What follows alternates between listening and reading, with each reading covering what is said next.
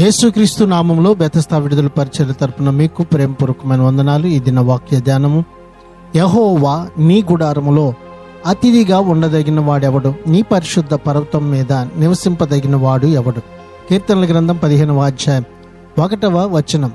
నిందకు తావీయకుండా మంచినే జరిగిస్తూ మనస్ఫూర్తిగా సత్యం పలుకుతూ ఉండడం ఎలా? దీనికి జవాబు ఏమిటంటే, తన కృపలో ప్రేమలో దేవుడు మనుషులను వెతుకుతూ ఉన్నాడు, వారిని క్షమిస్తూ ఉన్నాడు, రక్షిస్తూ మారుస్తూ వారికి కొత్త స్వభావాన్ని ఇస్తున్నాడు, వారిని పవిత్రపరిచే పనిని ఆరంభిస్తున్నాడు. ఈ విధంగా వారు తన సన్నిధిలో ఉంటూ శాశ్వత కాలం తనతో ఆనందించేలా వారిని సిద్ధం చేస్తున్నాడు. హృదయంలో దేవుని పని గనక జరగకపోతే ఏ మనిషి ఈ కీర్తనలో రాసి ఉన్న ప్రకారం జీవించలేడు, ఆయన సన్నిధి కోసం సిద్ధపడలేడు. ప్రార్థన.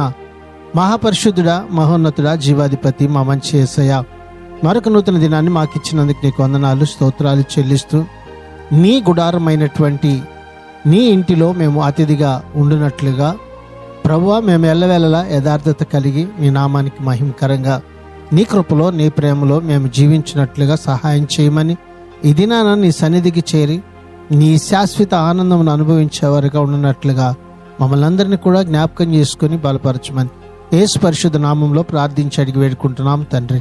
ఆమెన్.